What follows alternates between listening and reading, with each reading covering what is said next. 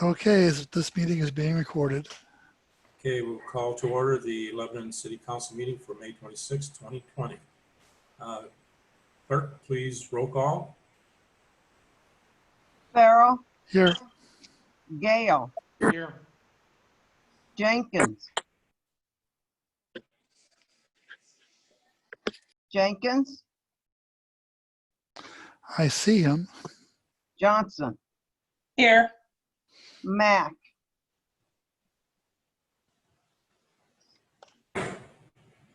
Whitty,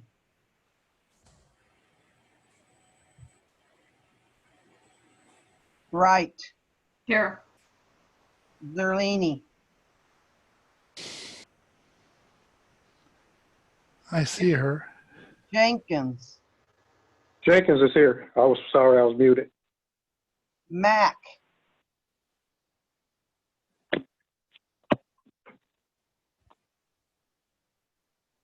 Mack, are you there? I didn't see him come on. Whitty,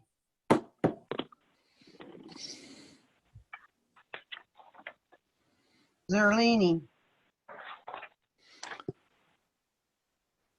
I see Zerlini as muted. Can you hear me now? Yes, Okay, I am here. okay. Mack and Whitty.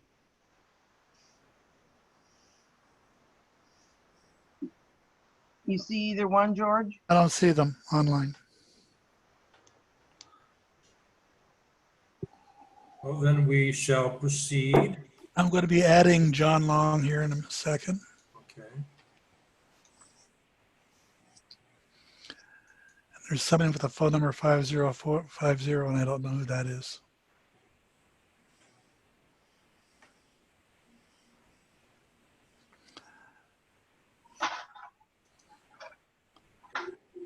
Yeah, phone number 5050. Who are you so I can mark it down? That's Michelle again. I had to go out and come back in. I'm sorry. And Missy Mitchell is going in and out too. Say, George, Yeah.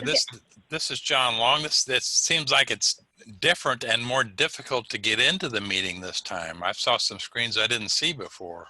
That's interesting. This is the city's account we're using now. We're not using my big account. This is the city's account. Okay. We have all the same features, just not as high a volume of people. The Zoom is changing it is changing its security on a regular basis. So we've completed roll call and we're ready to move forward. I'm turning it back to the mayor. All right, very good. I'll entertain a motion for approval of the minutes. I'll move approval. I'll second. Jenkins. Wait a second, my drawer fell apart. I was under the desk, I'm sorry. Okay, who, Arrow moved. and, Jenkins second. okay, Okay, discussion? No discussion. We will have roll call for the approval of bills.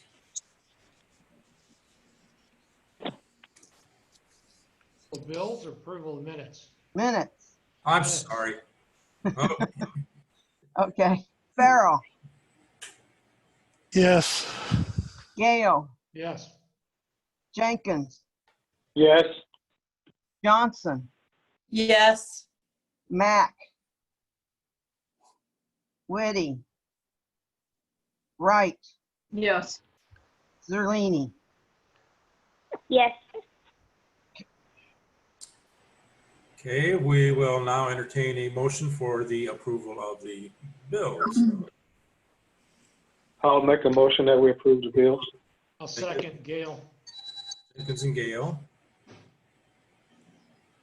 Thank you for identifying you. It's kind of hard to tell who it is sometimes. Okay, so any discussion?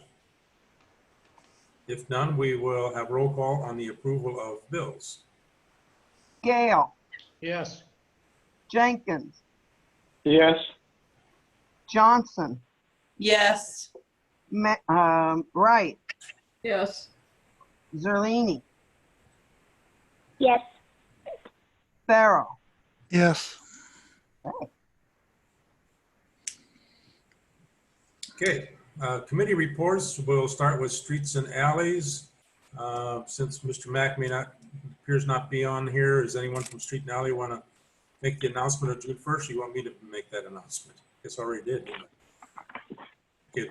Streets and Alleys will meet June 1st, 2020 at 7 p.m. Anyone have anything to add for Street and Alley?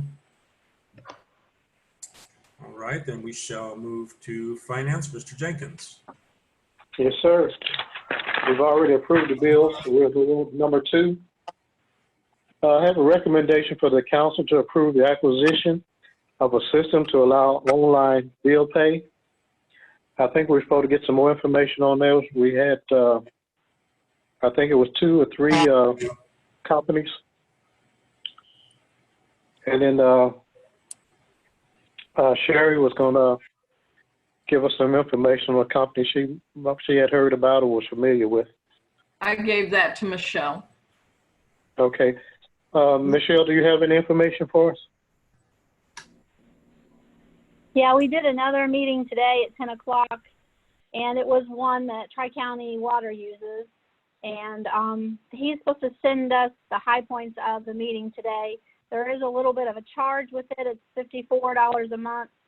And then there's $10 a month for something else, but the percentage goes completely on the resident, and it was 3.65%.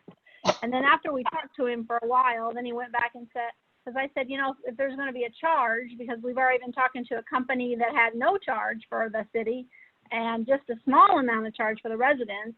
And he goes, well, we might be able to waive that fee. And I don't know, he's kind of wishy-washy. So, but he is supposed to send us more information on that. And then the one that Sherry had, I think, is one we had already got. So we right now have 3 different companies we're looking at. Okay, thank you, Michelle.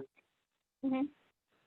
So with that information, we want to recommend that we do approve the acquisition of the online bill pay, and the company we choose should be determined later.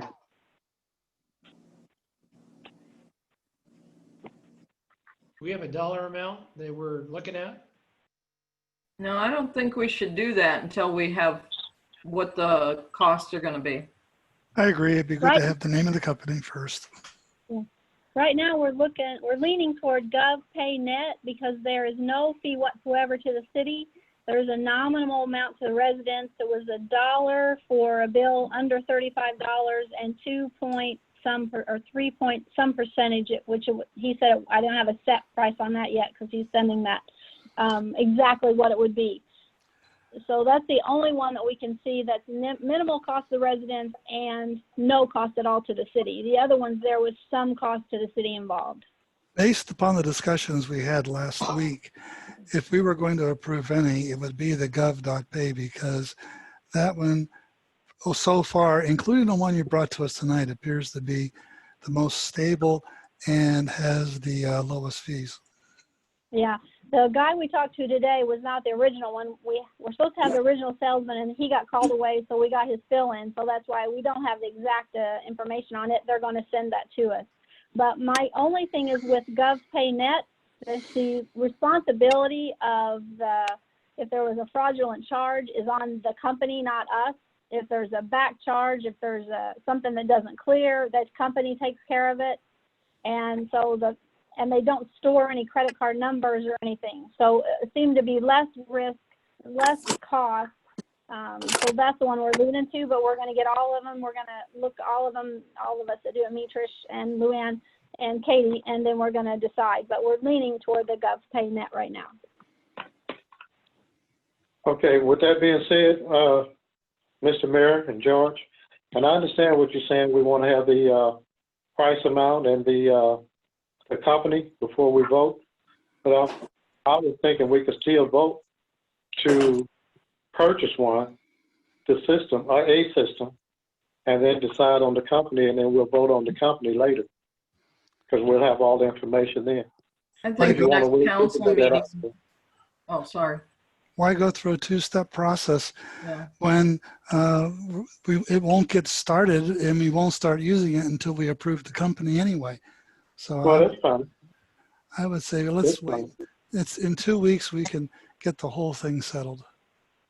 That's fine, George. Mr. Mayor, that's all I have this evening. Go to ordinance. We will be meeting June 1st at 7:00 p.m. Anything else for ordinance? Water and That's what sewer? Nothing Sorry. more. Okay. Water and sewer, please. The only thing I wanted to mention is Penny did have to call me today. They had an emergency that they had to make a purchase of an 8-inch valve that was going to be about $2,000. So I did call Rick and got her two okays for that to be made. But I wanted to let everybody know when that bill comes across that she did get approval, and it was for some kind of emergency that went down today. So I'm sure she can give more information on that if anybody wants it.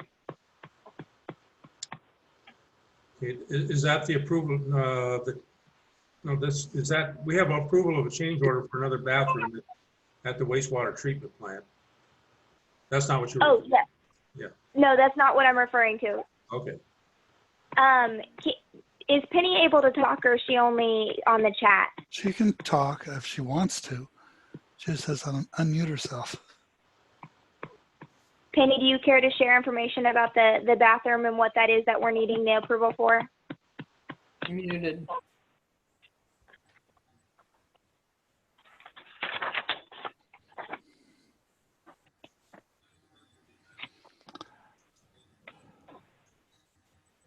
Okay. I she I is. can share. There she is. Penny? Penny, you're unmuted on my end. You might be muted on your end.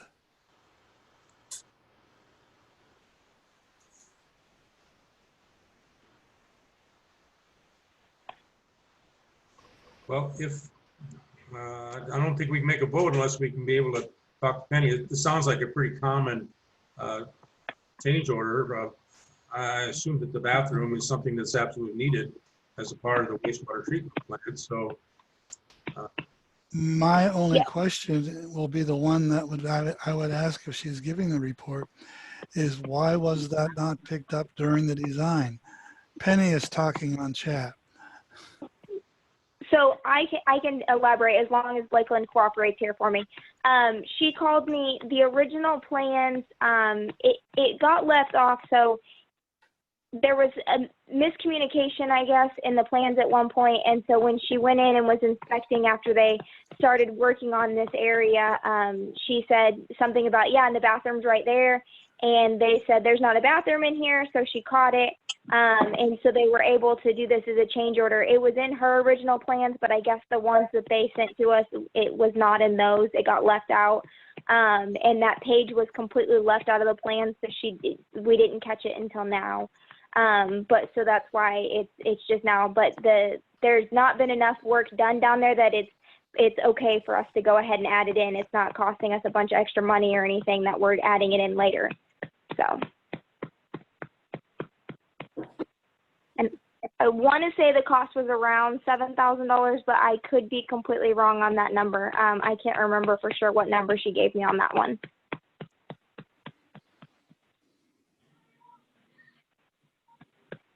okay, I lost my picture here. You said, correct, the cost is $7,000 plus electrical. And if we want her, she can dial in. Okay. Well, folks, Excuse me. This is Jenkins. $7,000 plus electrical, so we should know what the electrical is going to be. Sometimes electric could be kind of expensive.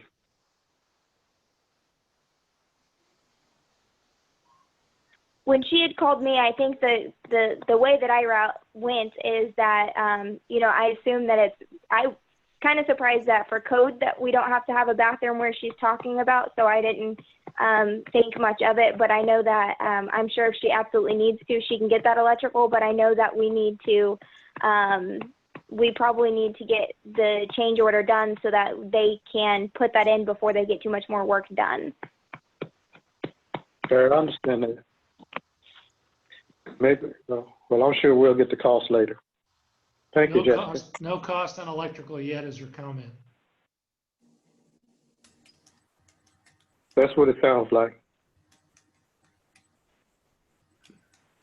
All right. So can I get a motion and a second to approve this, or do you want I'll to? move approval because it has to be done regardless of what it's going to cost us. Second. Okay, we have a motion and a second That's Sherry. Yes. to approve a change order for another bathroom at the wastewater treatment plant. Any discussion, any more discussion? If not, we'll have roll call, please. Jenkins, Yes, Johnson, Yes. Wright, Yes. Zerlini, Yes. Farrell, Yes, Gale. Yes. All right, anything else for water and sewer? That is all. Okay, now we will go to cemetery, please. We have to get a plan for that field. It got pretty high. I know Jody got behind on it. And I think that we need to make sure that that field during the growing season gets mowed a couple of times a month. And then when it slows up, one time. But I don't know if you need to put it on a schedule or whatever, but we need to make sure it doesn't get like it was all over Facebook last week. Jody, you online? All right. Jody connected. Yes, I'm here, sir. Yeah, Jody, I think after we talk, I think you've already got that a schedule going on for that. Is that correct? Yeah, yes. Okay. We normally mow it about 4 or 5 times a year, pending the rainy season. This time it was just rain and manpower with the COVID kind of caught up to us. You can have them mow it if that's what you choose to do. I think we're okay though. Okay, as long as you've got a plan, that's great, Jody. Do that. Very good. Anything else Thank in you. cemetery? That's it for cemetery. All right, we will go to health and safety, please. All right, I have our COVID numbers updates. Reporting today, Lebanon has currently 27 cases. The last number I had that there's been 149 tested, and we've had 0 deaths to date. That is an additional, the positive cases, that's +1 from when I reported last week. So not much growth there, which is great. For the county itself, if you're interested there, they currently have tested 6,330 with 1,117 positive cases and 83 deaths to date. For our Lebanon Care Center, we are currently at 52 positive cases and or resident staff members who are showing symptoms. And currently we're at 10 deaths, which is an additional 1 from last week when I reported. All right, anything else? Health? And other, I'm sorry, go ahead. nope, health and safety, we will, the next time we meet is June 15th at 7. Very good, thank you. Yeah. Public property, did Mr. Whitty ever get on? not seen him. Okay, then they meet June 1st, 2020 at 7 p.m. And anyone else might have anything for public property? If not, we will go to personnel, please. We're going to meet on the 15th of June at 7 o'clock. And then at the end of the meeting, we need to go into executive session to talk about the clerk pay situation, which would be, we can talk about it, who's going to attend at that time. Very good. Okay. Um, Excuse me? Yes, The 15th of June is the third week. Is that correct? with my calendar. I just That want to make That is sure. correct. Okay, so you're meeting on that day and go into executive session. Okay. No, we're going in executive session tonight. Oh, Tonight? No, no, Yes. it's not on the, It's under old. Should be under Or, old business, including executive session. I wasn't told to put it on there. I said to keep it on every time until it was closed. We can go into executive session even if it's not on the agenda. The Okay. item is listed on the agenda under old business. We need Yeah. to include the executive session each time until this item is closed.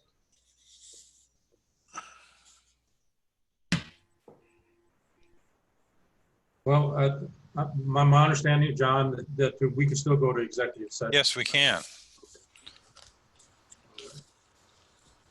Okay, so anything else in personnel then, other than the No. session? All right, clerk? Nothing. uh, Oh, Yes, we're expecting to reestablish our hours. Hopefully next on the 1st or the 1st of June, that all 4 of us will come back into work.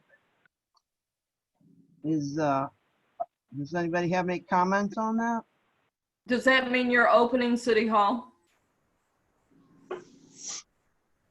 I'm not sure. I think we are. Mayor, you came up with that game plan. Are we open to the citizens on the 1st, or is that the next week? well, given the retail or the office guidelines, we can certainly open if we choose, and we have a plan in place where we would funnel the people through to keep social distancing, and they would come in and there would be hand sanitizer available. We would ask that they wear masks. We're going to have it set up that they would make it 6 feet and rotate out in a way that they could always maintain the social distancing. Therefore, that we would be essentially open under those conditions. On June 1st? Yeah. Okay. There's like a maximum of 3 people allowed inside at any time. That's correct, yes. So we'd be, and I don't think very rarely do we ever have 3 people in there at the same time. So odds are we'll be in good shape with that. And Rich, you were saying masks are required Yes. or recommended? I personally believe that we'd say we're not entertaining someone without a mask. And Okay. to that effort, we will have masks available there at the door when they come in that they can then have. So the bottom line is we are requiring masks and you must wear the mask. If you don't have one, we'll provide one. I would not put on there that we will provide one. What I would say is you must have masks, and we will simply have the mask available for those people that miss the message. So we'll have a limited supply of masks available. No mask, no entry. That's correct. Yes, sir.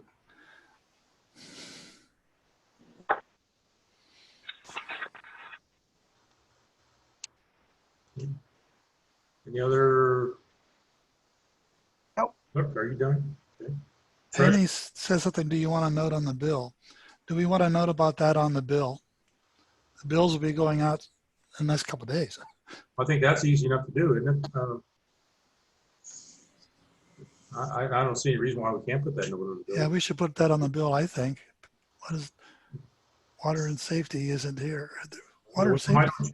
Why don't you put that as a note tomorrow to make sure that goes on the bill statements when they go out. That'd be good. Penny's going to put it on the bill. She said yes. Okay, good deal. All right. Nothing else from the clerk. We'll move to the treasurer report. Paul, is he around? Paul's not here. Well, let's see, I've got the treasurer's report. For the end of April, and our revenues, I compared them to where we were in last year at this time. And we are, oh, I'm trying to read this thing here. Okay, I take out the water and sewer and some of the police special funds and such like that, but I deal with the ones that are generally considered general fund, which includes general municipal utility tax, non-home rule, the motor fuel tax. Those are the ones that I look at from the general fund standpoint. And this year compared to last year, we have $65,600 more in those accounts than we had last year at this time. So that's the rest of you. You get the financial reports, you go through there. At this point, the numbers look pretty good. Our challenges to what the reductions in motor fuel tax, or not motor fuel tax so much as sales tax, utility tax will be because of COVID-19 stuff. So that's it for financial reports. Sweetie has joined the meeting. Yeah, I finally got in. Better late than never, eh? That's true. Doing it alphabetically. Okay. With one mayor, I have nothing in particular, so we'll move on to the department heads. Chief, you got anything going on that you need to tell us on? Nope. No, sir, I have nothing. Thank you. All right, sir. Jody? Nothing at this time, sir. Okay. Water and sewer, Penny, you got anything pressing that you need to tell us about? The Penny has asked, when do we want to start penalties and red tags? It's a very good question. You know, as we move into this final phase, and there are going to be some people going back to work, I don't know how long we can keep not. It's been 2 months now. Am I correct? Mhm. Well, that's. Rich, I would be cautious though. Keep in mind, they're just now going back to work, which means it's going to be a minimum of 2 weeks plus before they even think about getting any money. Okay, should we? So from a pay personnel perspective, you're going to be hurting people 2 weeks, 3 weeks out still. I mean, Let's. Penny says she was thinking of July. Okay, that makes sense. So we can have this discussion at our second council meeting in June and make a commitment then at that point. That way we'll have better information and see how things are going. Okay? that's a better way to take care of our people. Yeah. I agree. And also remember, the city can always refer anyone who has been unemployed due to COVID or could be having any other issues, that we have grant money at the St. Clair County Grants Department that is helping with water bills. So please refer them our way. We would love to help if they need it. Great information. All right. You can do things online now too. It is much easier. You can do things online through email. You do not have to come into the office. So it is much easier than before. Thanks, All Jen. right.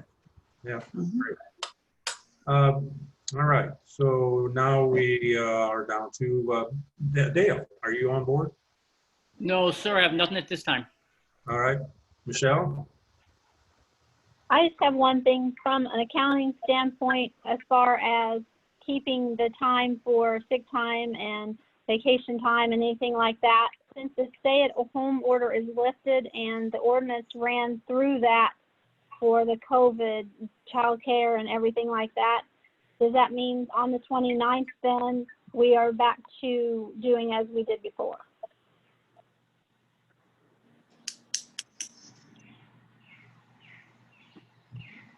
Is it the 29th or the 1st? Well, the 29th is when the order's lifted, but we're only open on half a day at the office anyway, so we were doing it June 1st. But I was talking about for like keeping of when, you know, sick time and all that. You know, does it start, are you going to end it on the 29th and we go back to accumulating like we did, or accounting for that, or? When's your pay period end? Friday. Okay. Well, Saturday for the weekend, but the Friday is the workday week for everyone.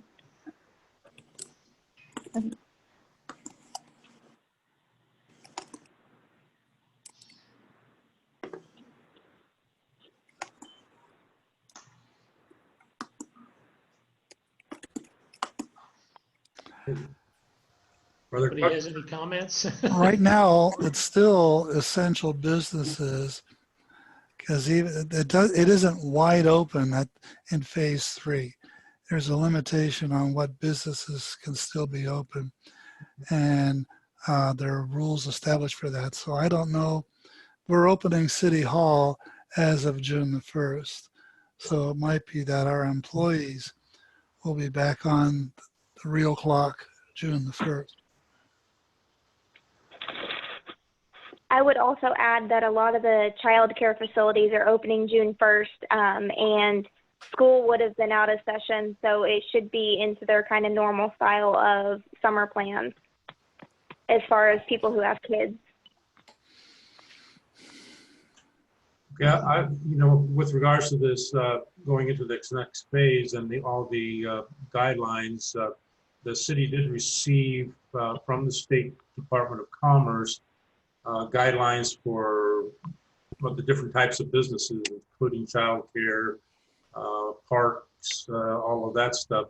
And there's quite a bit of paperwork. There was more than we would like to put it on the website, but I mean, it's a ton of paperwork if you go through all of the different types of businesses. But we have those available at City Hall, and if somebody would want a copy of that, just give us a call. We'll print out a copy, and I'll be more than happy to personally deliver, or we can mail those guidelines to any business owner that would want them. Rich, does that include childcare opening up? Oh, as I look through this stack of paperwork, I am pretty sure that I saw that in the list. I got so many papers here, it's hard to find them. Personal care, yeah, okay, yes, personal care service. There is, yes, we have guidelines for personal care services. Applicable to businesses that meet the following criteria. Hair salons, barbershops, nail salons, spas. Well, maybe that's not the same one.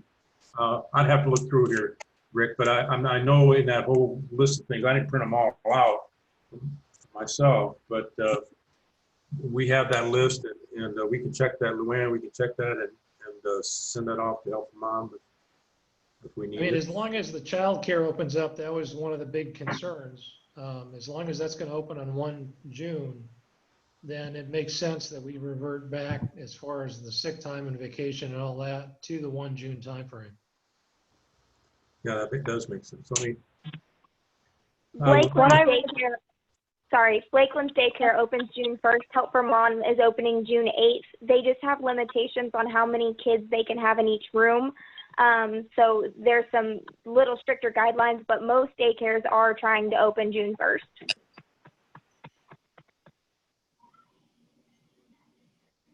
all that being said, you would make any changes in our city operations? I think we got things pretty well set up for the office, for City Hall, and whatever else we want to do, you guys just tell us what you think is the right thing to do.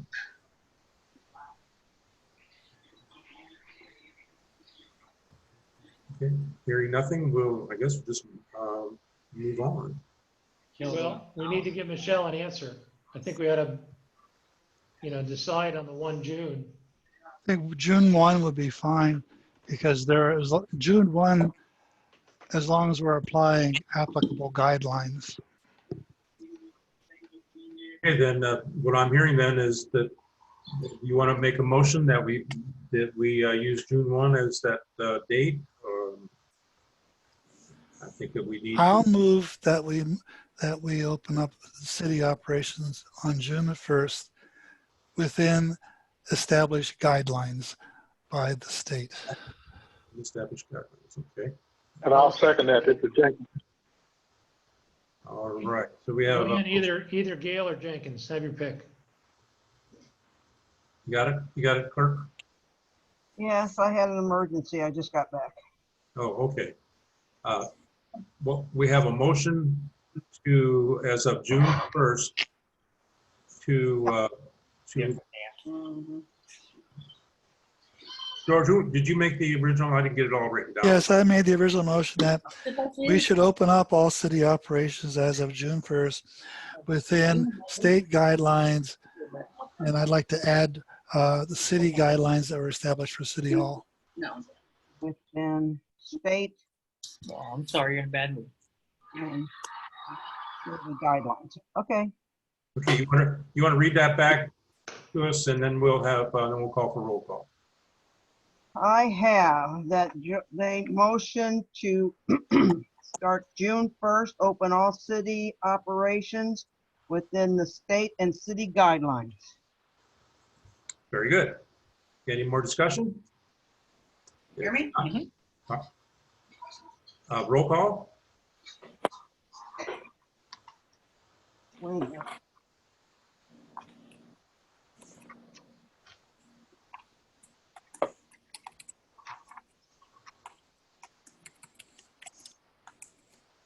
Oh, I can't find it. Okay. Let's go with Jenkins, Yes. Whitty, Yes. Wright, Yes. Zerlini, Yes. Farrell, Yes. Gale, Yes. and I got Johnson. Yes. Right. Here now we shall move on. Michelle, you got all that? Yes, thank you. Okay, very good. We are at the audience participation time. Do we have anything from the audience? George, you see anything? I'm ready. I don't see anything in writing, but I'm making sure everybody's unmuted. Okay. I All think right. we're here for the street thing. They're here mostly for the street thing. Yeah. Let's go through the unfinished business and then we can get to the other part. Unfinished business number 1 is phase 2 and phase 3, the Merrill and McKendree Park projects. Jody, why don't you tell them where we are with that on the phase 2 part? Yeah, there's a culvert myself and the late Frank Allmeter looked at some time ago, and his insight on the project, I think it'll work. It'll alleviate a lot of water sitting in front of Don Brigitte's there. That's the dip where cars stalled out before. So hopefully within the next couple of weeks we can tackle that project. Very good. And the way I understand it is that funding that has been submitted in the IDOT budget, right? Fuel tax budget? Sure. Yes, sir. Okay, very good. Oh, okay. Okay, number 2, update on the census 2020. Still getting some. They're trickling in slow but sure. I do have a number of notepads and chip clips. I got like 1,000 of them sitting in my front room that the census people sent me that I don't know. I'll do something with them. And other than that, we just need everybody to sign in. Okay. Number 3, update on the letter to McKendree. There is no update on that one to announce. Update on the pay structure for the city collector. That's going to be dealt with in the executive session. Present for approval a resolution approving contract for sale of real estate for the purchase from John Hamrick, a tract of land located at 108 West St. Louis Street. I think that contract was, a copy of it was sent out to everyone. Is that correct, Luann? Yes, ma'am. Yes. I did not get it. Okay.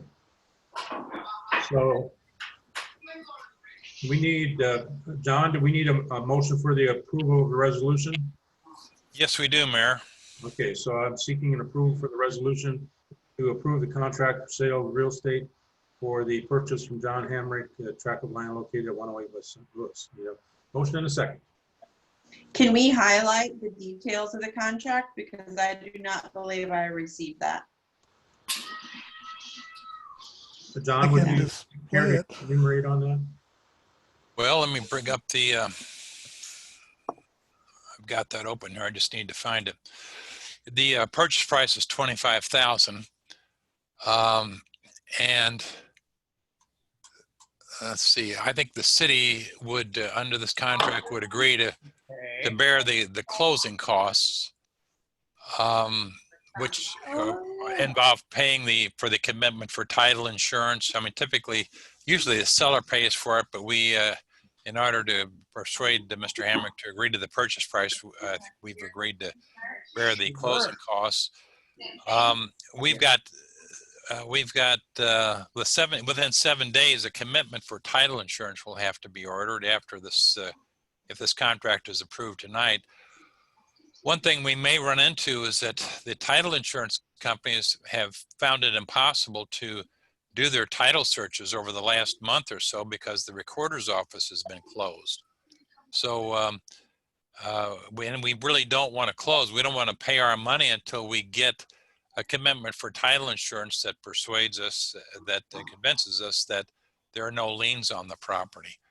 So that's one thing that we need to, well, we'll just have to get that, even if we have to wait a little bit to get it. But those are the main terms. Do you have any other questions about it? No. Okay. Sean, I have a question. This is Okay. Sherry. Sure, Sherry.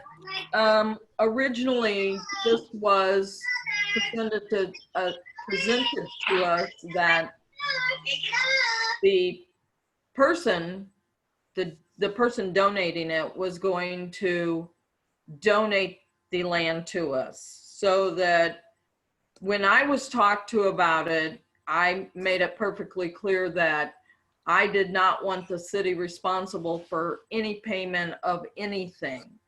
And now it's the city was given money to purchase it.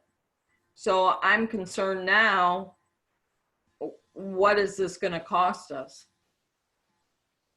Well, I mean, it's 25,000. I don't know. No, well, no, you're saying insurance or closing costs. Oh, well, no, that's usually not that much. The commitment for title insurance is the main one, and that could be $400 or $500 at maximum, I would think. Probably this is not that much. The purchase price is not that great, so I'd be surprised if it was any more than $400. Okay, and plus that also would include there's a $150 escrow fee paid to the title insurance company. It might be $300. I can't remember. It might be $150 per each side, so we might have another $300 there. So I would say at the top, it would be the extra expense might be $700, $800. We must remember that the donator gave us $35,000 for the purchase of that land, and anything that that $35,000 fine. Then he said whatever is left after the purchase of the land to use as seed money to extend that city park at the square. So essentially, when John talks about $700, so if our cost is $25,700, then we would have $9,300 seed money to upgrade that corner of the park. That That was answer.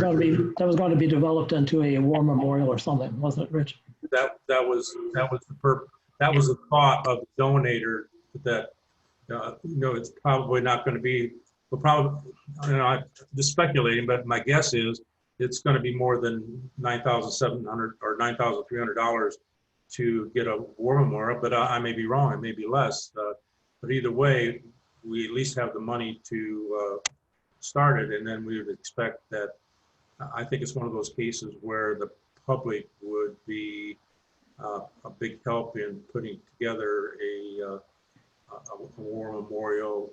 Veterans, I hesitate to call it just a war memorial, because it was really, the idea was to make it a memorial, not just to those who have died, but those who are living, and those that in the fire department, police department, and all those that serve, as something to honor all of those that serve, living and deceased. So that's where that was the intention of the donation, to give us the seed money to start working on that, so that we would have that area, and then we'd have at least a sum of money to begin the process of the community putting together a program to put that if you want to call it memorial together. That's what I meant. Anything above 10,000 was to be used toward that. No, what I'm saying is, the donator gave us $35,000, period, because originally Hamrick wanted $35,000. So the donator said, here's $35,000, and if you can get it for any less, then just you take that $35,000, and whatever is left after you purchase the property, use that as seed money to make that into, well, essentially whatever we wanted to, but the talk was always about some kind of memorial to those who have served. Okay, thanks. Okay. I read the whole contract, and based upon the figures I'm hearing, I will go ahead and make the motion to accept the resolution for the purchase. This is Charlie. I'll second it. Okay, we have a motion and a second to approve a resolution approving contract or sale of real estate for the purchase from John L. Hamrick of a tract of land located at 108 West St. Louis Street.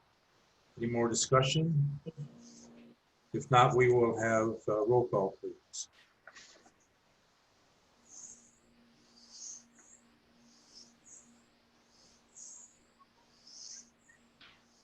Whitty, Yes. Wright, Yes.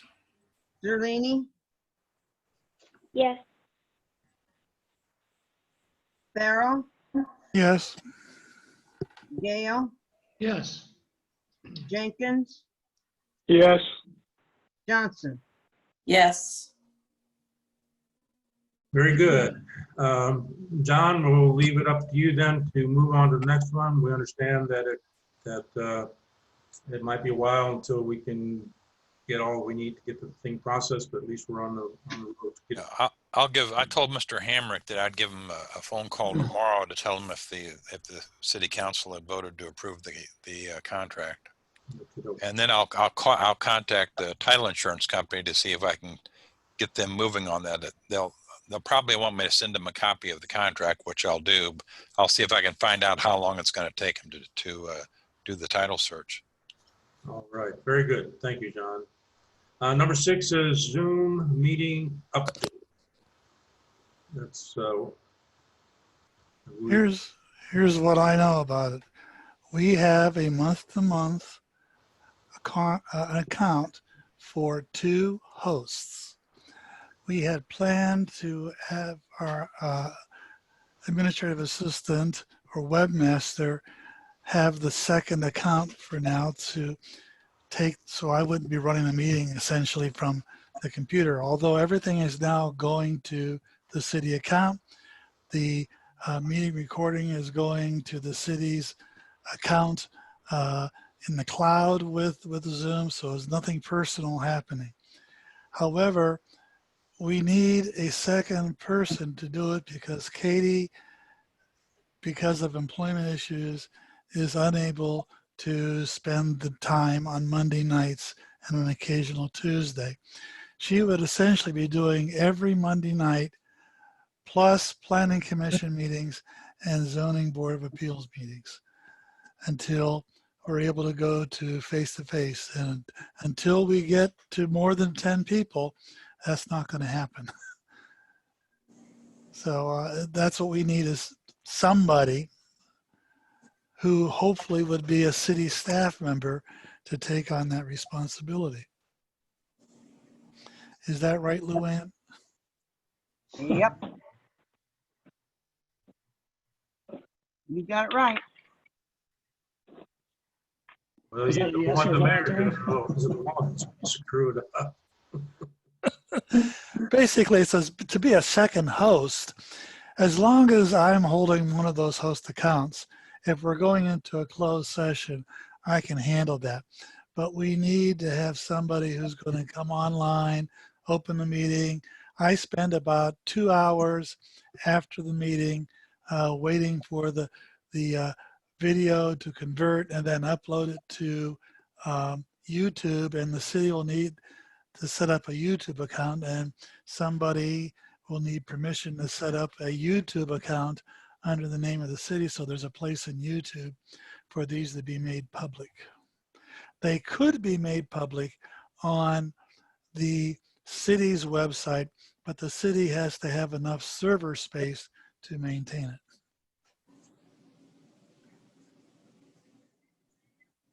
But my pay grade. George, for the time being, can you handle it? And then we can search the workforce to see if there's someone that can Well, I'll do it for another few meetings, but we need to make sure to get somebody else working on it, because you know, this ties me up. The meetings I understand, but it's the extra couple of hours it takes to wait for the conversion and upload it and so on. It takes its time. Understood. Okay. Well, I think this is something we have to discuss at the administrative level and see who we can find to do that, Luann. That's all I can say. All right, if nothing more on that, we shall see where we are. The new business is dining on the Brick Street. Okay, Sherry, you want to start with that? Sure. Thank you all restaurants that are here tonight. So that most of us here all at once. And if you have any questions, please ask. We're asking permission to close the Brick Street or West St. Louis from the stoplight to St. Clair Street on June 12th and 13th from 3 p.m. to 10 p.m. We've been working with all the restaurants on the Brick Street, and everybody's a go with the exception of possibly one. We're going to assist them with getting their tables and chairs. We'll mark off the area that they have specifically for their restaurant. They will be doing table service, it's not a matter of going in or calling in and getting your order and then sitting. They're actually going to do table service. And we're also talking to the shops, see if they want to be open, get some business on the street is what our plan is. The dining will be from 5 p.m. till 9 p.m. that Friday and Saturday night. The restaurants will provide their own tables and chairs. We'll section off some street, not sidewalks, so that nobody, you're not going to sit in Grit and Tonics and expect Cobblestone to come serve you. And all the 6 foot apart staff will be, the staff will be provided by the restaurants. They'll be wearing masks, abiding by all rules and guidelines that there are. The restaurants will, can allow their customers to use their restroom. However, we do have permission to have the visitor center open that night from 5 until 9.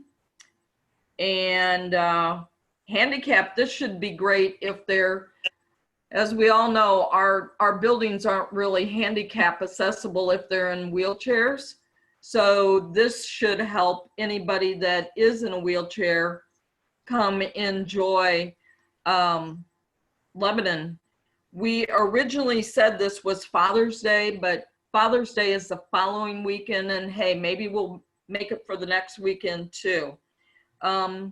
Teddy Sells helped me on this. Somebody posted that it's too bad we can't do this. So Teddy said, well, Sherry. So I said, let's see what I can do. And this is what Teddy and I came up with. And so Chief, do you have any questions, concerns, comments? No, I think it's a good idea. I think it's a fantastic gesture from the city to help the downtown businesses. I can tell you this specific subject was brought up by the director of the state police in one of the many conference calls that I've been on. And he thought it was, and I'm not talking about Lebanon, but he thought that suggestion by whoever made it, that doing something like this was a fantastic idea, that they've been doing it in Europe for years. And it's a way of thinking outside of the box, trying to help the businesses. So as far as the police department standpoint, I think it's a great idea and a fantastic support for the businesses in town. Perfect. Teddy, you got anything that I missed? Teddy, get off mute. I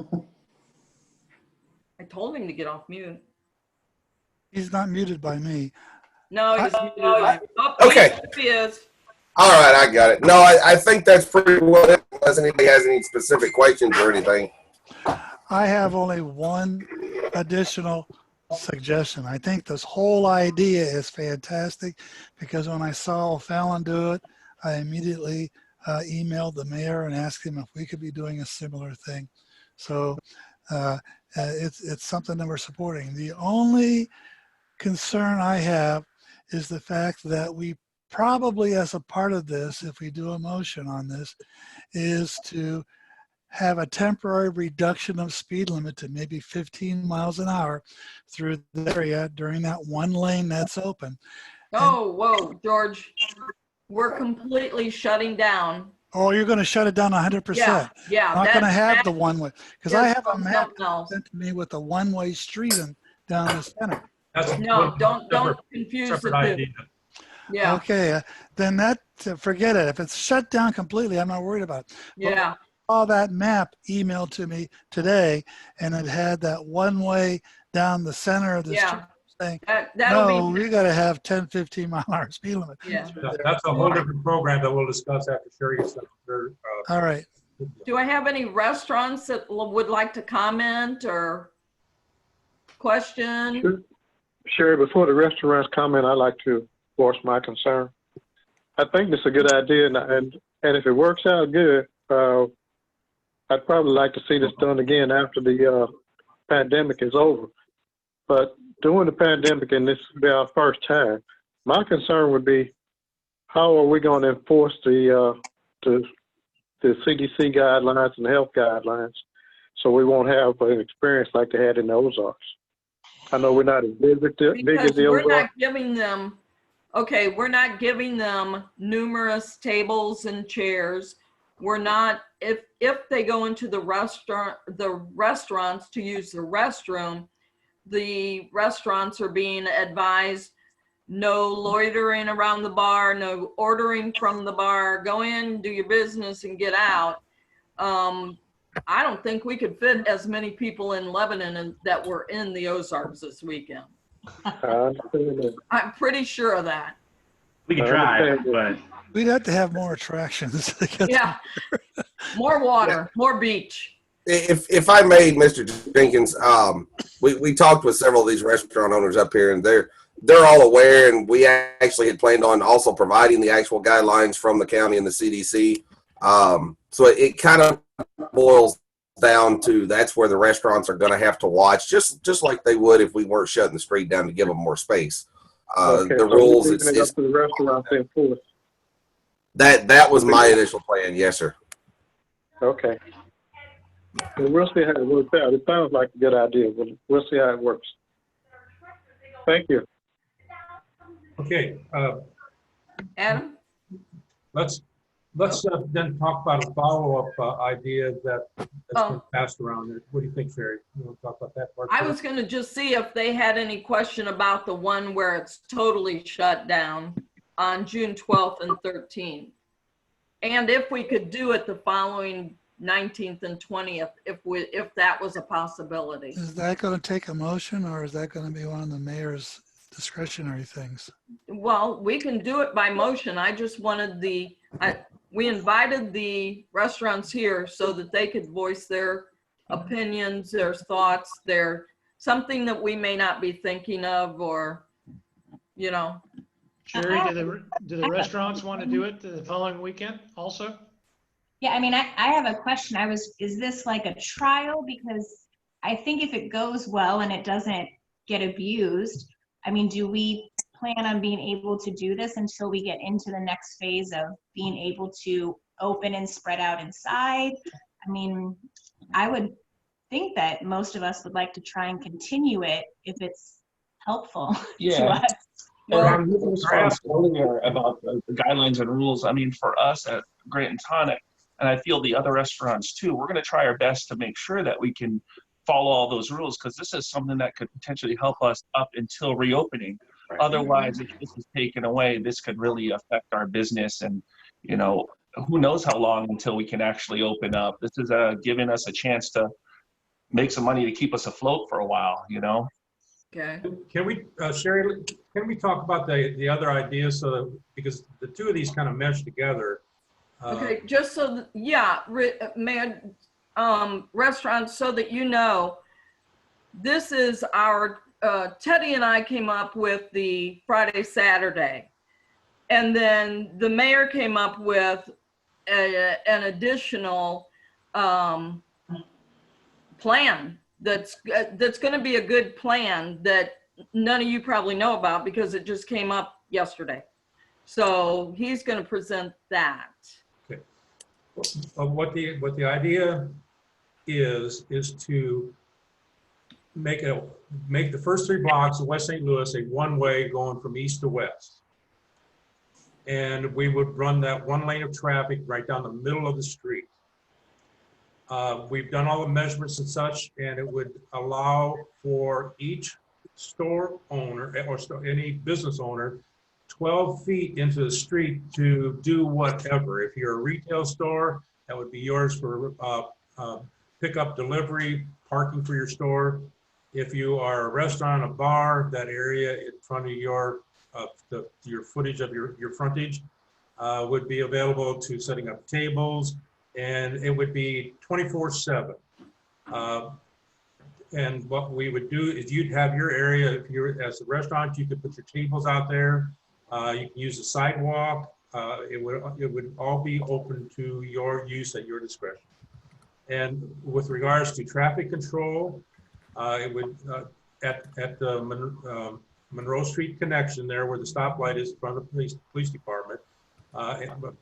Drivers coming through from the west, east, usually that's the evening time when they're going home, but they would be detoured either to the left or the right to Main Street or Center Street.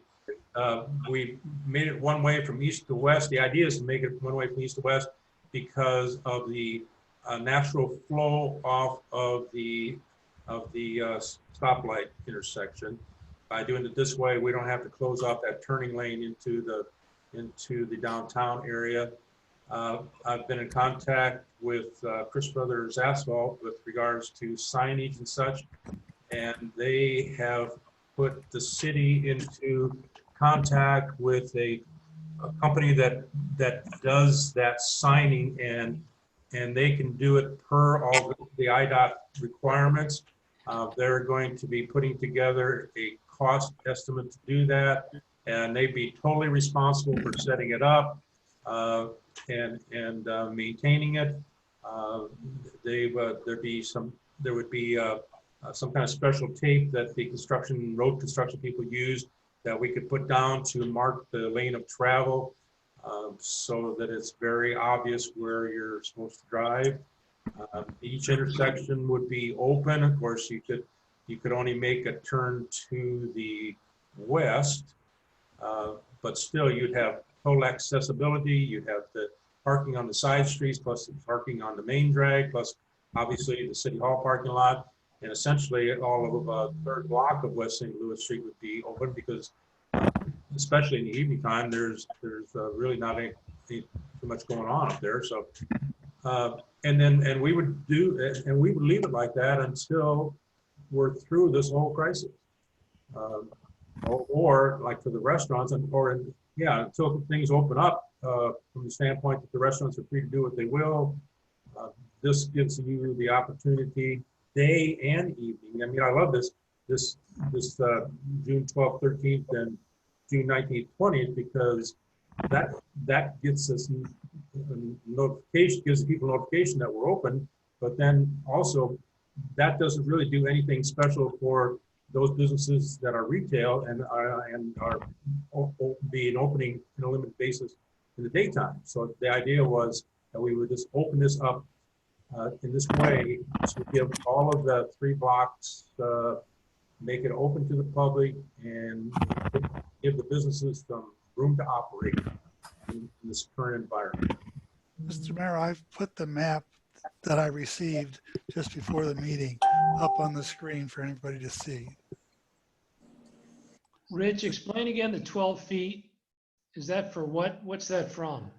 The 12 feet would be part of the street where parking is now. Right. It would be the That's going to parking be lane used for essentially. what?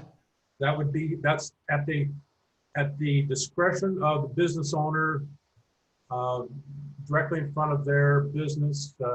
If it's a restaurant or a bar, they want to use that for outdoor seating, they can use it for that. If it's a retail and they want to use that space for loading and unloading, or just simply parking, whatever, it's at their discretion. Okay, the concern I have is, let's say you have one shop that allows parking and the next shop has tables. Are we going to have somebody going to pull into those tables thinking it's parking? Well, there's going to be barriers put up. That is a part of the responsibility of the individual business owners.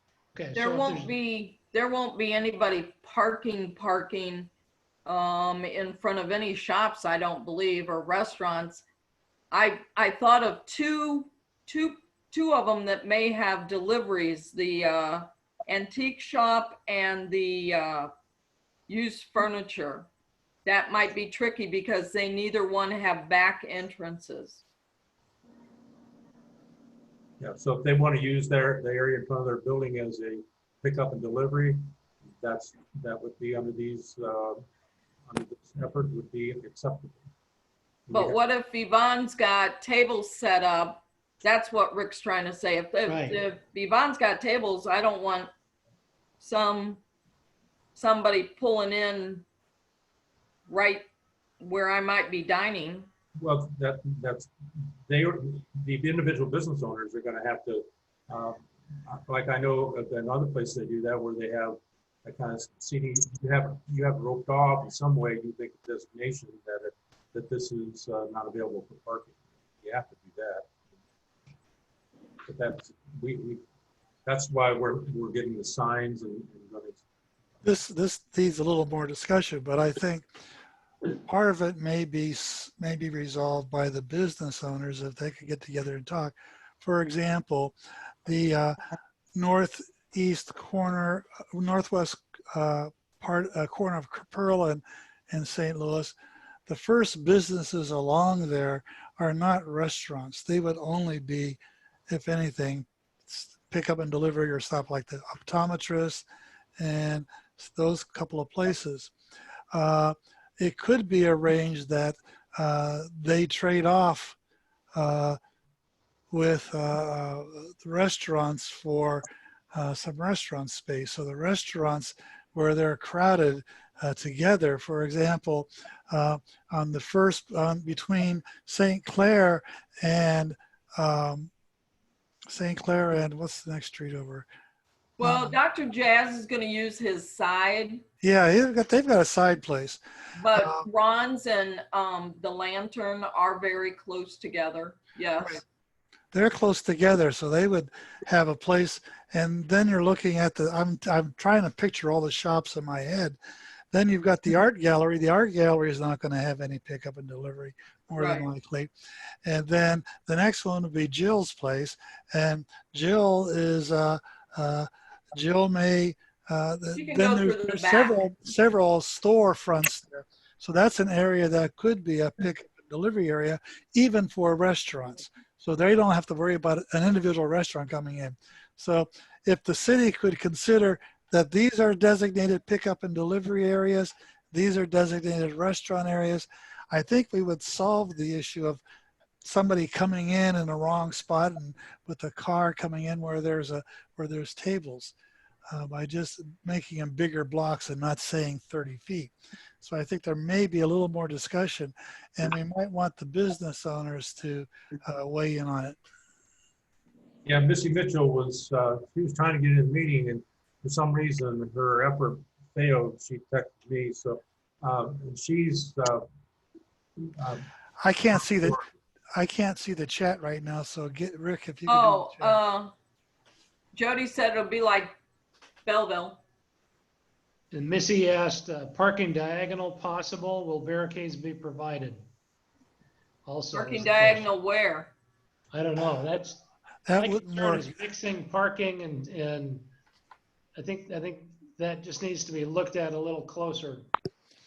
Yeah, with only a 12-foot area, even diagonal parking, cars are going to be too long for diagonal. Yeah, we're keeping the parking lots open, the streets, the side streets are open. Because we have the two parking lots. Right. Right. And Ron's has their own parking lot. Right. Even though it's small, they still have a parking lot. Right. Yeah, I would be concerned with any parking on there mixed with tables and people in that 12-foot space.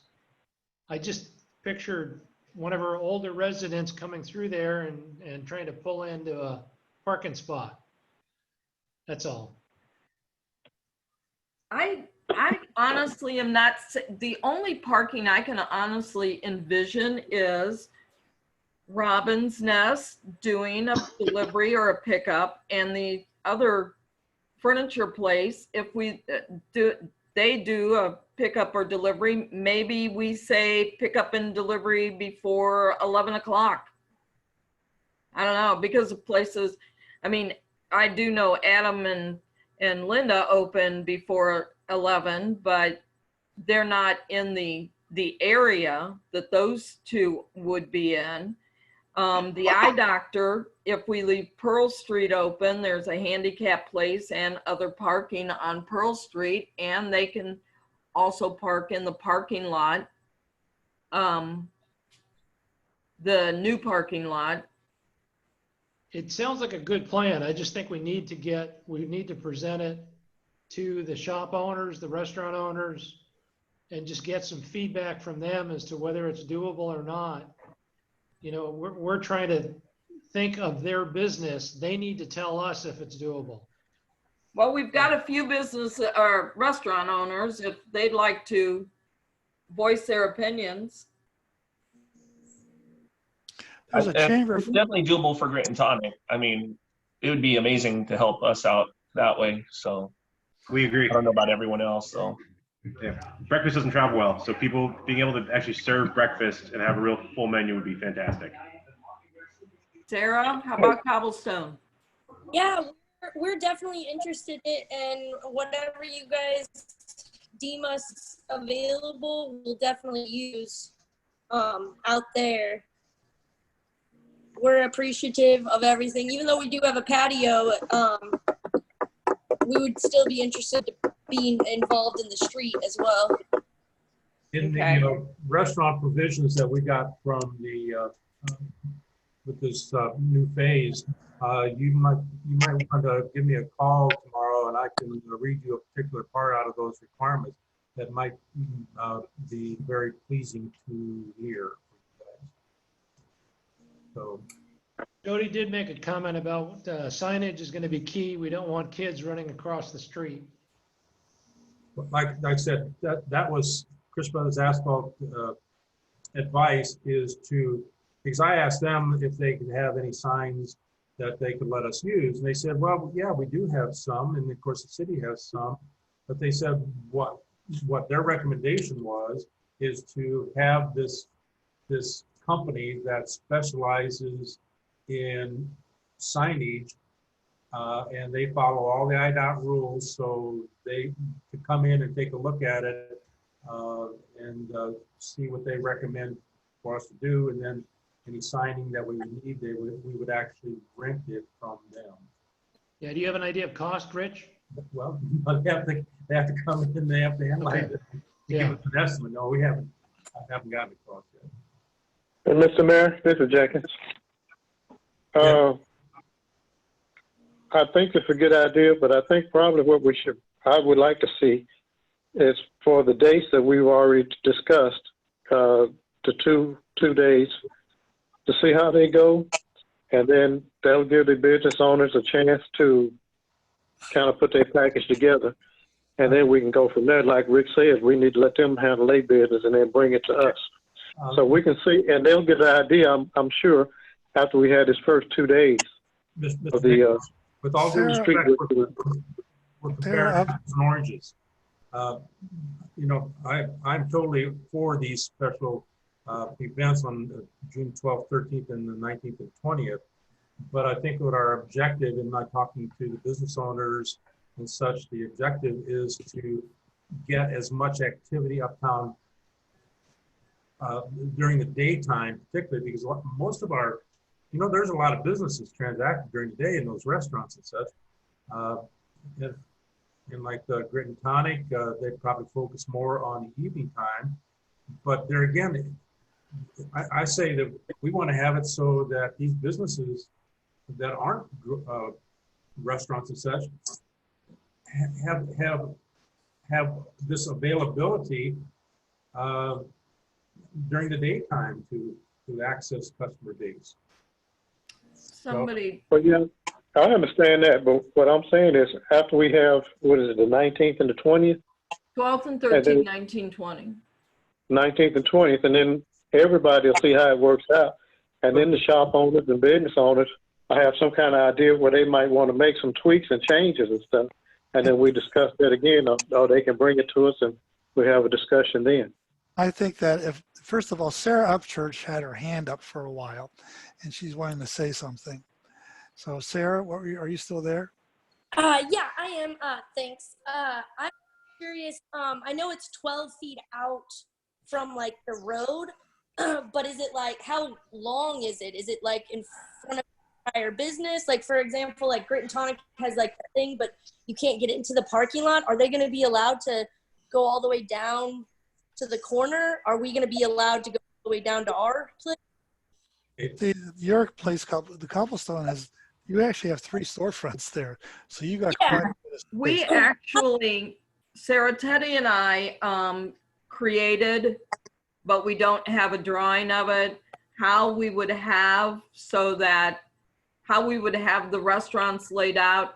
You do have 3 storefronts and you don't have a restaurant to the left of your front door. Maggiamo's is there on the corner. She'd come out and go left. The difference would be that would be for the 12th and 13th, 19, 20. Because we are closing the street from Route 4 to St. Clair. There's no driving, no nothing. But it would be different if we did this Center Street thing where cars could drive in each store. My guess is, and I could be guessing wrong, Ty Dotton House would have their area in front of them, and you're going to have at least 3 storefronts of tables in front of your area. Plus your side patio. Plus your side patio, right. Right. The idea was that you would have your sidewalk plus 12 feet into the street available to you to use as you see fit. And if you have a 30-foot frontage on your business and you're going into the street 12 feet, you have 360 square feet of area available plus whatever area you have on the side. So, Okay. Rich, how can you block the sidewalk though? Well, I was just going to I say, don't one think of we the things he said was no sidewalk. Right, we can't block sidewalks. Yeah, I was going to say something about that. I did some research on this for another city in the past, and you have to worry a little bit about the Americans with Disabilities Act if you block sidewalks. So it'd be better to have everything in the street and leave the sidewalks open to the extent that that's possible. but, yeah, okay, so you'd have 360 square feet if you have a 30-foot frontage on your store. If you have a larger frontage, then that space available in the street goes up. What is going to be between the driving lane and the tables? Between the driving lane and the table. On the long-term plan, I'll call it. Ours is the weekend. It would be, What? it would be each business would have to set up its own, like like members of the cities that I've seen, they'll have the cordon off. And then we would have on the traffic lane down the middle, we would have that line. Is there gonna be anything, I didn't hear you real clearly, so sorry if I'm repeating. Anything, the city is not gonna set up, I'm gonna call it a barricade between the driving lane and the table setup? Well, okay, it all depends what kind of barricade you're talking about. If you're talking something that will stop a car, the answer is no, because the British people won't support that kind of heavy weight. So really, it's going to be just a matter of having some visible type of either banners or something that would cordon off a excuse me, an area, and then we'd have the signage from the signage company that would meet all the requirements for IDOT. Eddie raised his hand. Are you still having something to say, Teddy? Yeah, so I think this is a great plan that's more long-term. I had one question. Would it be possible, should you guys approve the weekend thing and should it go well, would it be possible to kind of combine these two so that maybe Friday and Saturday evenings we could continue to do it each weekend?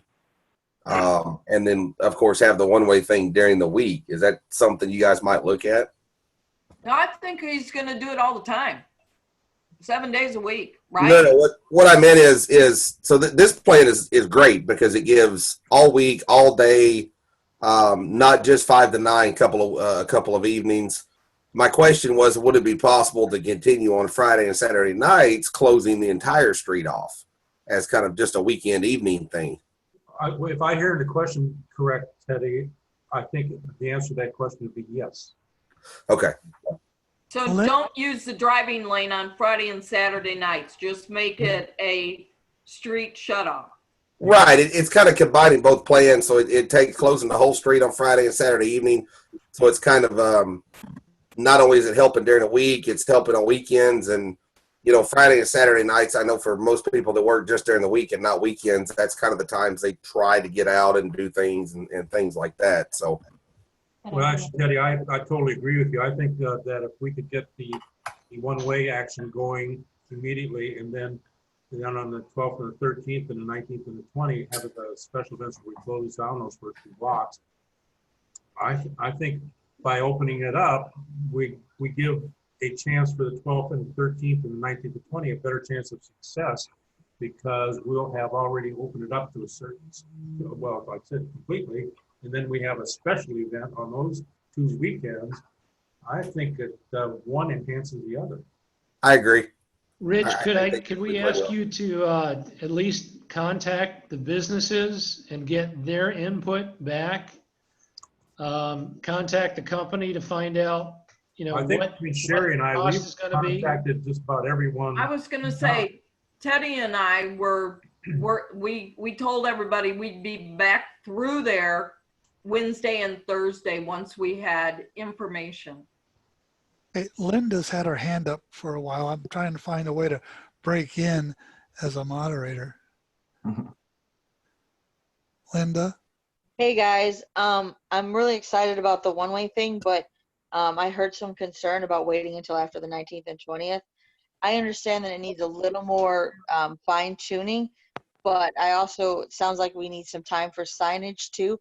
So if we could maybe, correlate the businesses getting together with the time it's going to take to get the signs from IDOT and get this thing going as quickly as possible. I know that it will help businesses. I know it'll help level the playing field for people who don't, have outdoor seating all the time.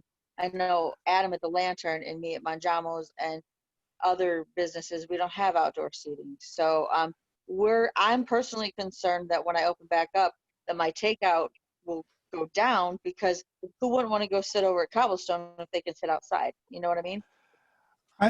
That's what I've been thinking this whole conversation, so I get a chance to break in, is that we need to make a decision sooner than later. There is a Chamber of Commerce meeting tomorrow. I have no clue how many business owners will be at that.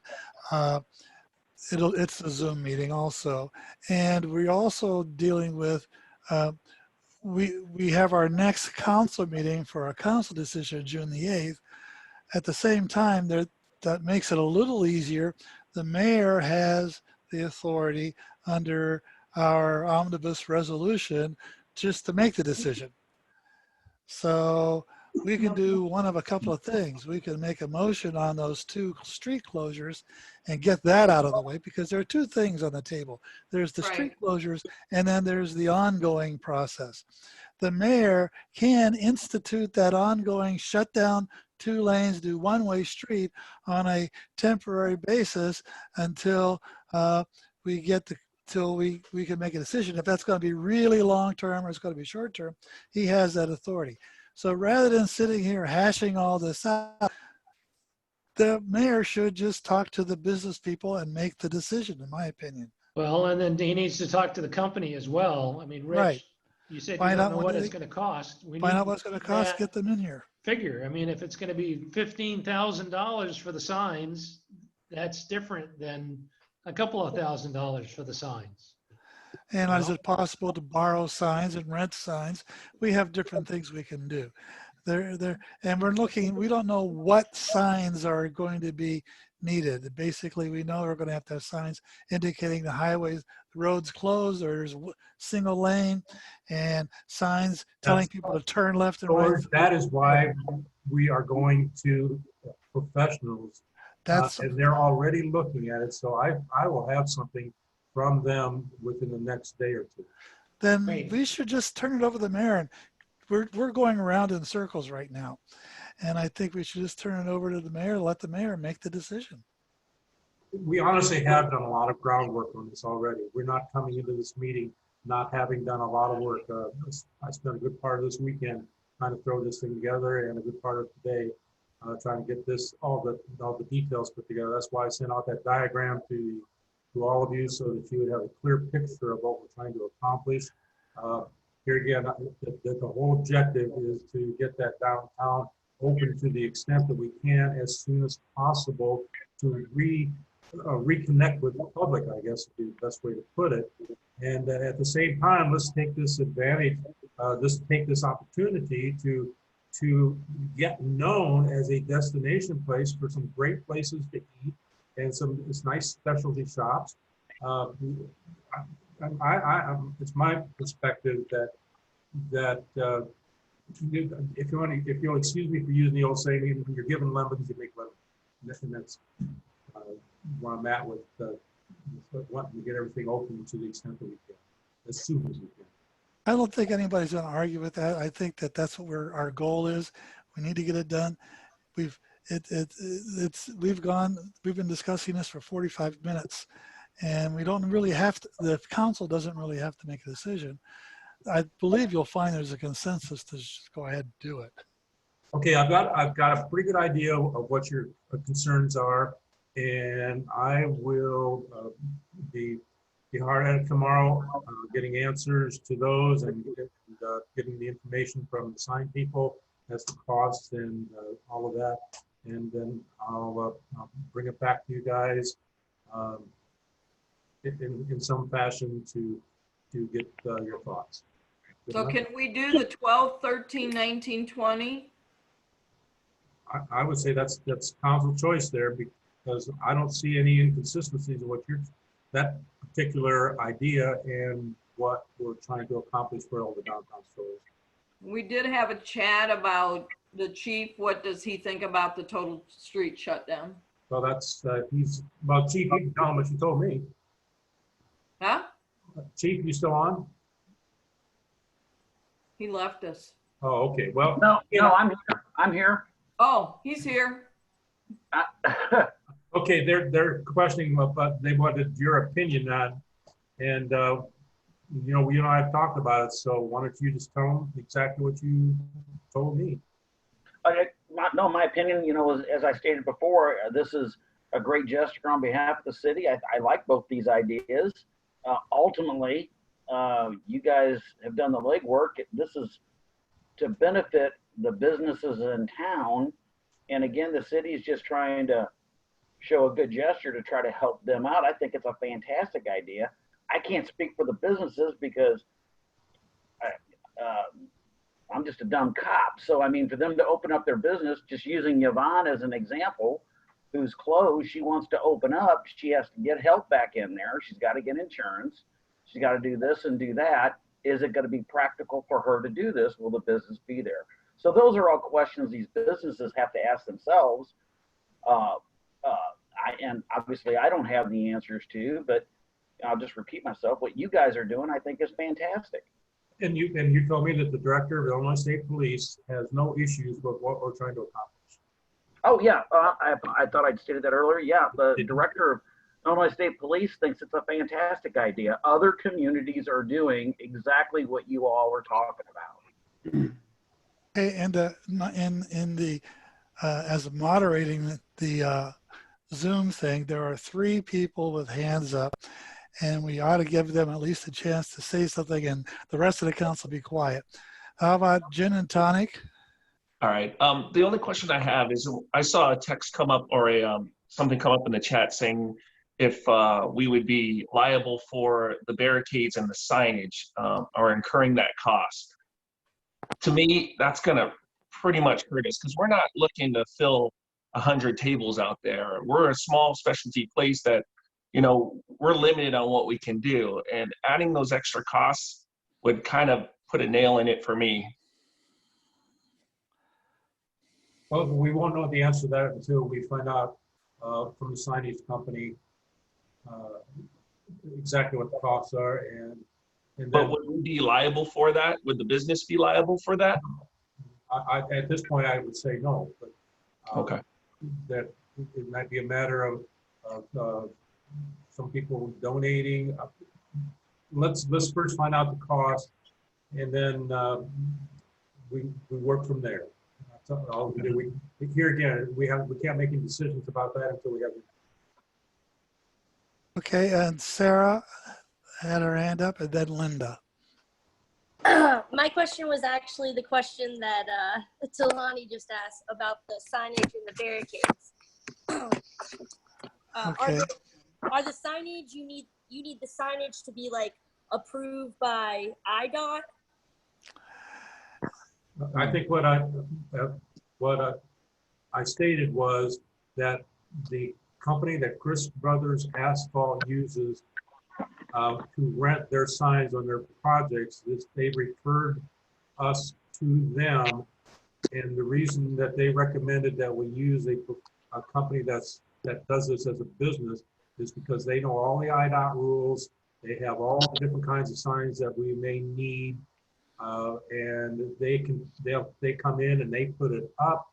When you're done, they come in, they take it down. So it's a complete package. And we as a city, with our city employees and signs that we have, do not have all of that stuff available. And then we don't have the real expertise to make sure that we're following all the IDOT guidelines. So that's why I think if we're going to do this, we really need a professional in that area to make sure that we don't make any mistakes. George, can you unshare your screen so we can see Yeah, let everybody? me stop the share so we can see everybody. There we go. Thank you. There was something on chat, but it went away too fast for me to see. Something about volunteers. Yeah, Teddy says, should you decide on the one-way closure, he and their volunteers have some ideas to assist with both the barricades and the setup of barricades. Many of them are virtually no cost. I think something can be worked out there. What I'd like to do now, because I think we all have a pretty good understanding, unless there's more questions about the one-way deal, is to really get a motion in a second for closing West St. Louis Street on June 12th and 13th and June 19th and 20th from 5 until 9 p.m. Right? We would close the street at 3 so that we could get them set up and open it at 10. I would make the motion to close at 3 and open at 10 on those dates that were stated. The lights flashing.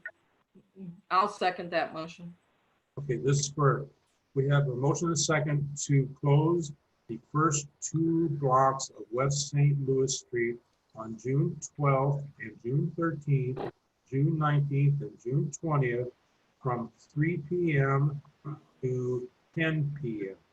And I would like to add a slight amendment to it.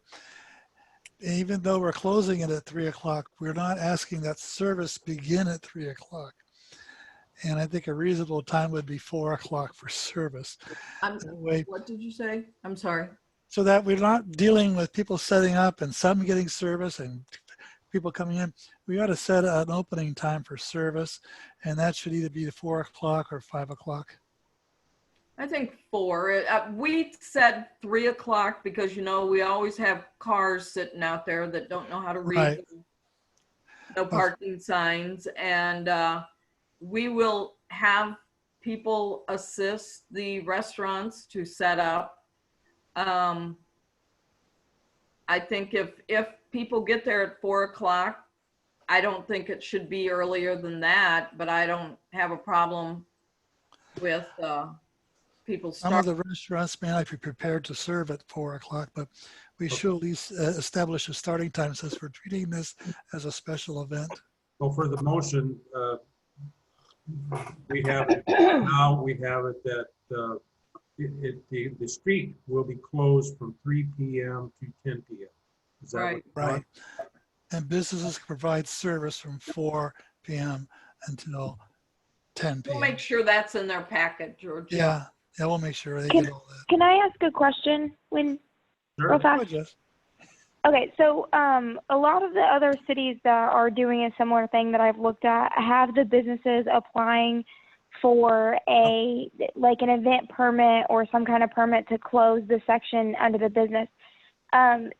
John, my question is from a legal standpoint and where the liability would fall in with all of this, and I don't know if we would have an outbreak or anything like that, how it could come back. But my question is there a reason they have the individual businesses applying for these permits instead of just the city declaring that we're going to do this as one big thing? No, I don't know what the permits. The permits might give those other cities maybe more control over what happens by requiring people to meet various conditions to get the permits. But I don't think there's any necessity for getting the permits. One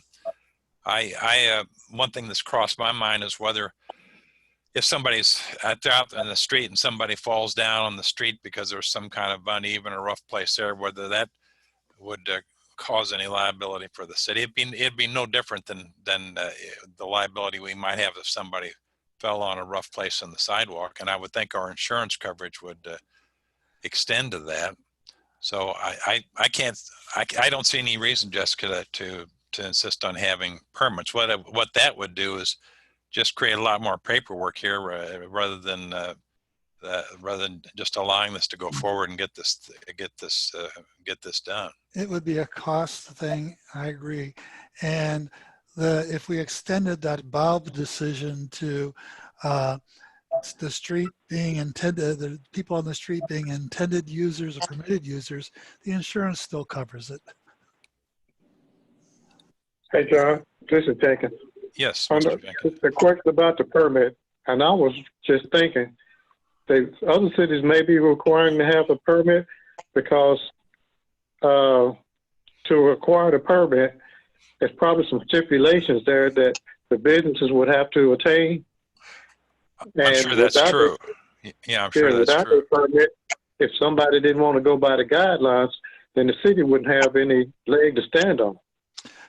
So with the permit, you're agreeing to go by the guidelines, which would make it a legal process. Well, we could do that, although the thing that concerns me a bit is I think the question would be how fast can we set that up and vote. I mean, we would need to vote on it most likely to get something like that set up. I wouldn't want to just concoct a permit that I thought was a good idea and put it out there. We'd have to have I would probably want to have the city council's approval on it. I mean, we can do that if you want, and I would need to find out exactly what the relevant requirements are. I think that's I'm not saying that we have to do it. I'm just trying to answer the question that Jessica asked. Oh, I see that what was you're my saying. opinion on Yeah. why the other cities may have a permit. There's permits guidelines already typically in cost place money. with the governor that says what people can and cannot do. I mean, why Yeah. we don't need additional guidance and permits. Let's Yeah, keep this simple. we're giving them the rule. The city is giving them the rules based upon the state. So I don't think we need a permit. No. Besides, if somebody, permit, they sign a permit that makes them do something of that, quite frankly, it's like having a no trespassing sign on your property. If somebody trespasses, and then they try to sue you because they fell down on your trespass property. There's implied consent. There's all kinds of legal things that you'd have to deal with. So I don't see any reason. I think that, like somebody said, it's just another bunch of paperwork that would simply complicate things and not solve anything. Did Linda ever ask her question? Well, I got Linda and we got Sarah, but Linda's hand disappeared.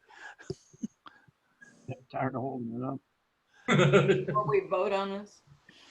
Let's vote on this closure for June 12th. We have. Did we get a motion? I have a motion. And I seconded it. And it was seconded. And it was to close the 2 blocks of Belleville, St. Louis Street. St. Louis Street from the stoplight to St. Clair. Right. On June 12th and 13th, 19th and 20th. Right. From 3 to 10 p.m. Yeah. with service starting at 4 through 10 p.m. Right. Right. 4 to 9. 4 to 9. So we have, Four to an service hour tonight. for opening and a 10. Oh, okay. That's fine. That's great. Service is 4 to 9. 4 to 9. Yeah. Okay, so we have a motion on the floor and a second to close West St. Louis, for 2 blocks of West St. Louis from June 12th, 13th and June 19th, 20th. The closure will be from 3 p.m. to 10 p.m. The actual serving of food and entertainment or whatever is from 4 to 9. Let's do roll call. Okay, Wright, Yes. Zerlini, Yes. Farrell, Yes. Gale, Yes. Jenkins, Yes. Johnson, Yes. Whitty. Yes. All right, and then I'll get to work on this, on the other idea. So now, do we want to go into executive session? Yes. Okay, then I'm going to ask for this meeting to, John, would you cite all those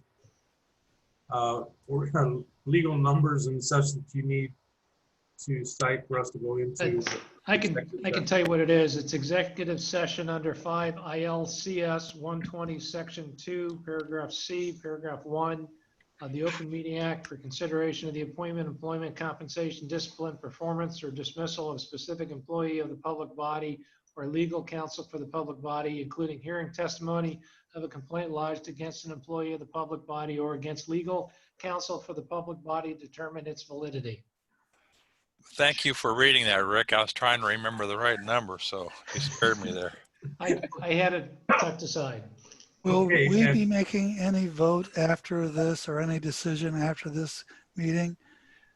I can't say whether you would or not. It would depend upon the discussion. There's really, I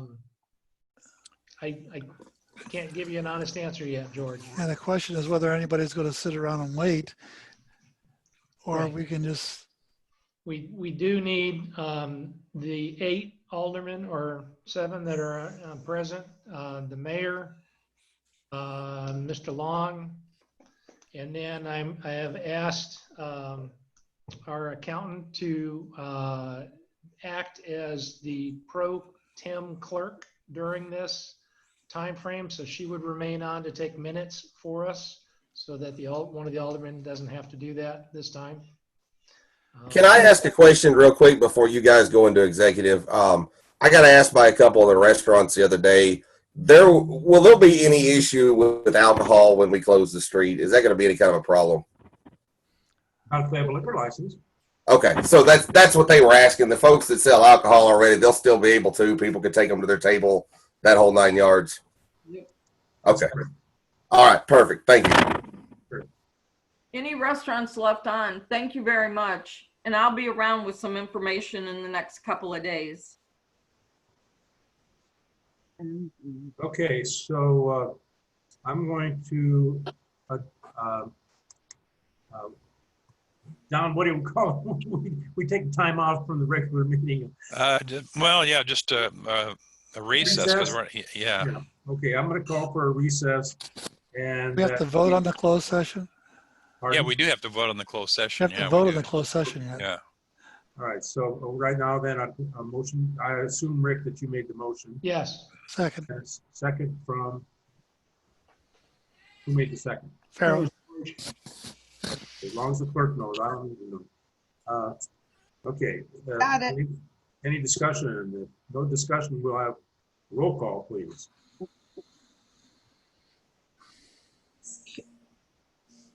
I got it right. Wait a minute.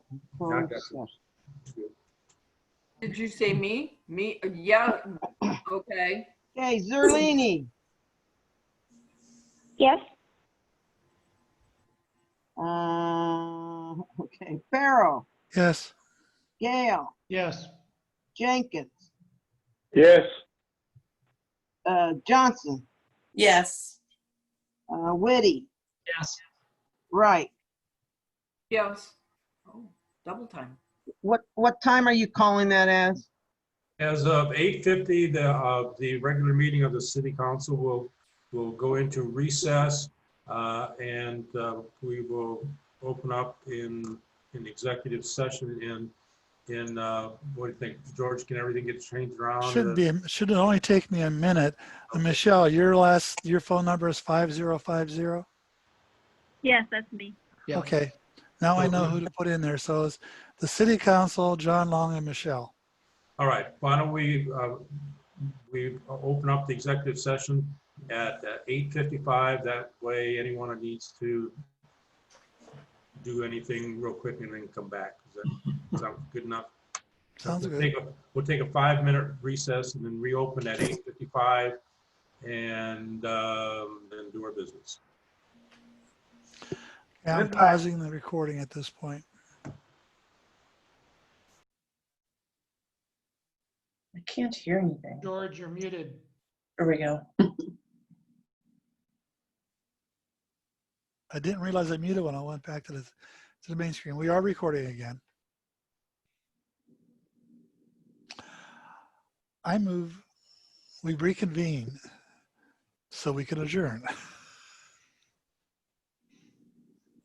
We got to take attendance again, George, I believe. Oh, shoot, you're right. And the open session. That's right. I want to get this over with. I apologize for having dinner during the session, but I had to, it's been almost 9 hours.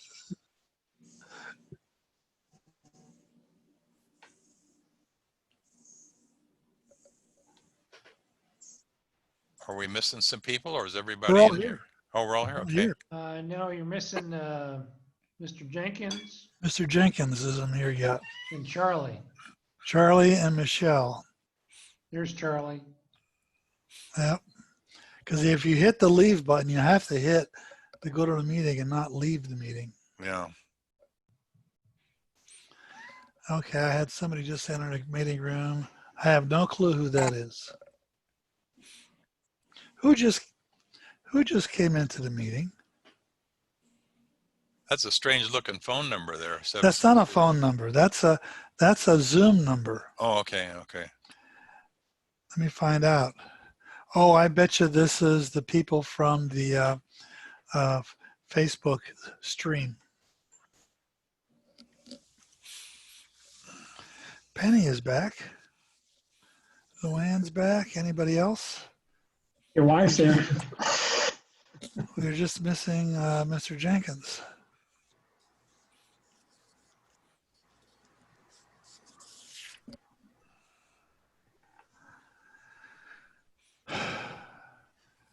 Well, we still have a quorum, so I guess we could adjourn.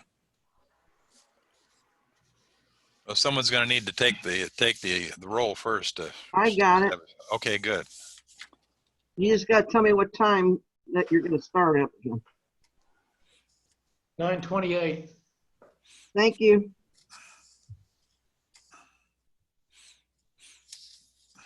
And the mayor is muted too.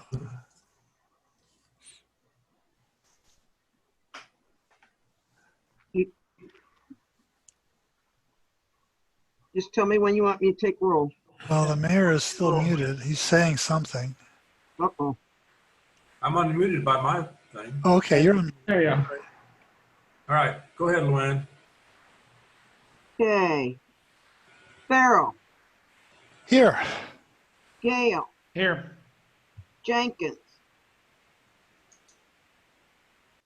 Johnson, Here. Whitty, Here. Wright, She's You're muted, Sherry. Zerlini, Zerlini is not here. Sherry, you're muted. Sherry, you're still muted. You have to unmute your computer. Unmute. Unmute on the That's a good thing. system. You have to unmute in Zoom. There you There we go. go. There you go. Jessica Jenkins and Michelle are stuck in the other room. Let me go out there and find them. I didn't realize I was muted. That's funny. It's late. I know. Let me close the room. Maybe that'll move them over here then. Yeah, Jessica and Jenkins are moved over here. It's going to be 56 seconds before it closes. There's a delay whenever you close a room. Did you get Michelle? No. Here comes somebody. Here's Jessica, Mr. Jenkins. All right. We did not get Michelle back here. Michelle All was right. going to try and call back in. Okay. I'll look for her in case she's out there. Taking roll, and I need Jenkins. All we need is roll call to, John, then we only need the council. We don't need Michelle. yeah. Yeah. Jenkins is here. Thank Okay. you. And Luann, go ahead and Jessica? do some. Jessica's roll call. here too. Okay. Did she say something? Yeah, she said that there are two people waiting. They were stuck in the other room. Okay. Hey, Rich, it's all yours. All right, roll call. Did we get the motion second? We didn't, we had, I moved that we moved back into regular session We reconvene. or Okay, reconvene. now we're looking for a motion to adjourn. I'll make a motion, we adjourn. Second it. Okay, all right. Gail Roll and call, Farrell. clerk. Got it. Okay. Gail, Yep. Jenkins, Yes? Johnson, Yes. Whitty. Let me think about it. Yes. All right. Yes, please. Darlene Yes. and Farrell. Yes. Okay. All done. All right, good night, all. Good Good night. night, all. Night. What time do you guys got? 9:32 or something? 31. 9:31. 31. Okay.